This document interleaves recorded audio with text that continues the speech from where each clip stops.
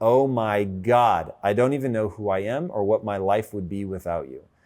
And that is the ride of a lifetime.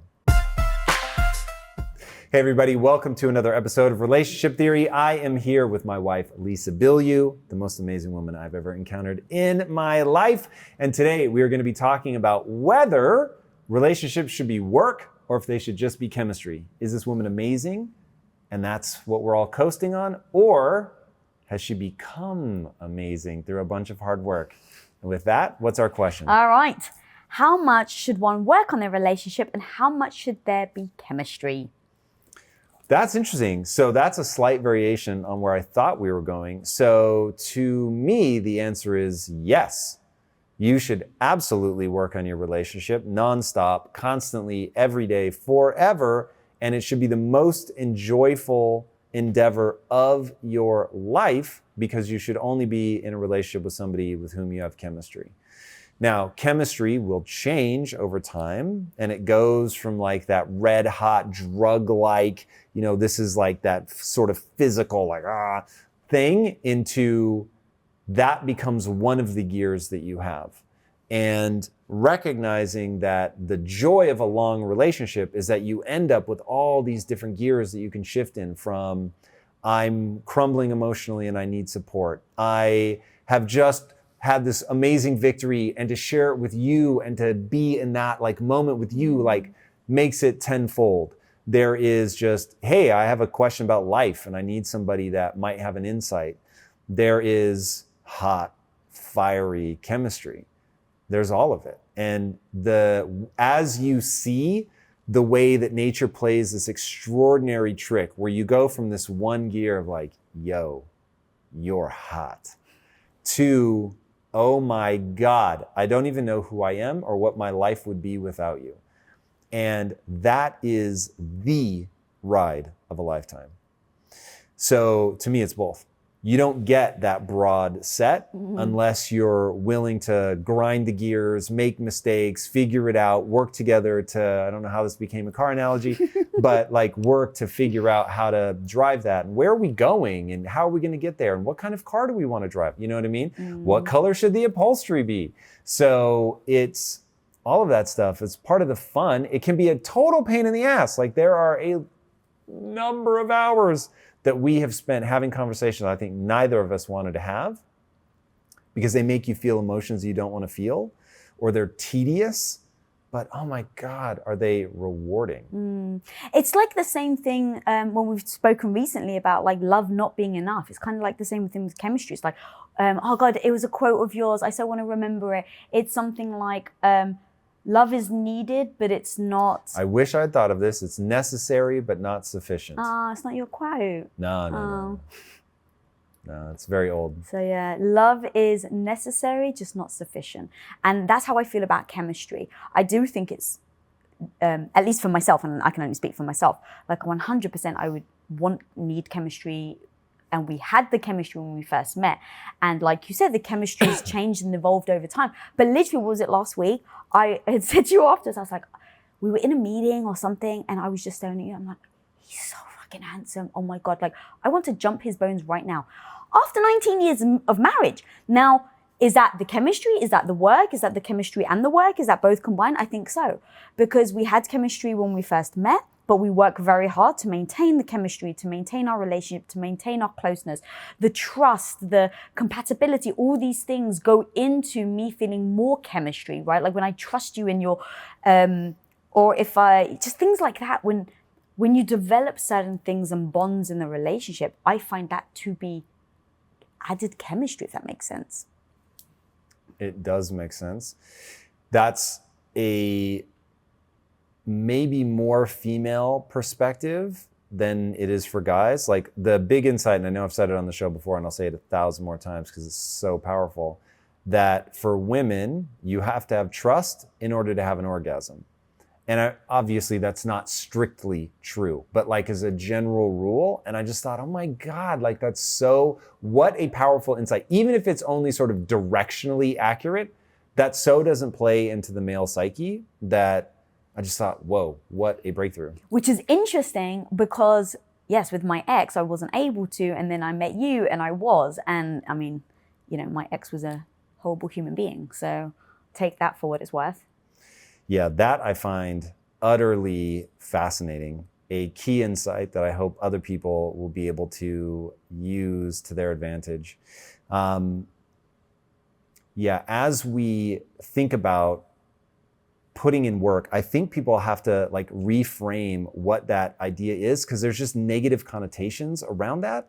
And I get it, like we want love to be this magical thing that sort of sits outside of real life, but everything in my life, my interactions with my dog require work and focus and effort. My business requires work, focus, and effort. Getting my body the way that I want it, not eating things. Like everything in life takes effort. So I'm not sure why it's like a black mark against love, that it too would require effort. Human psychology is such that there are always going to be these misalignments of the way that we see the world, certainly different personalities, differences between men and women. We're growing, you know, if we're not careful, we can grow in just absolutely different directions. And so there's this constant effort to bring things back together, but that's never struck me as negative. And so there's almost a dichotomy in the question of like, well, shouldn't it be one or the other? That it's just all chemistry and no work? Or should I just accept that it's going to be all work and no chemistry? And it's both, and that's sort of the beauty of it. Yeah, I think just the word work has the bad marketing to it. You know, because when people even say like, well, it doesn't feel like work because I love it so much. So what does the word work mean? That you also, do you think that people are really being honest? About what? When they say that? Like, oh, I love my work so much, it doesn't even feel like work. Really? Because I love my fucking work. I'm obsessed. But that's what I'm saying. There's a lot of overhead in my life. Sure, but I guess I'm just going to the word work, that we interpret it to mean something that is negative. And as an example, when someone says, oh, it doesn't even feel like work, that insinuates the word work means something negative. So when they say it doesn't feel like that, so I'm trying to highlight the word work, and that's why I think people get so hung up on it, because it's like, wow, should a relationship really be work? Now, if you just use another word for it, then maybe you can help. And I think my slight different angle on that is even that comment. So it's not even necessarily that I totally agree work has bad PR. I think the reason that work has bad PR is because people make statements like that because they're thinking of work in the wrong way. So when you think about, when you make this statement, oh, I love my job so much it doesn't even feel like work, my thing is that actually almost certainly isn't true. It's that you love something so much, it's worth the work. Because I've never met anybody, myself included, I've handcrafted my life to be whatever I want it to be. I don't have to work, I could leave tomorrow, and it wouldn't matter, right?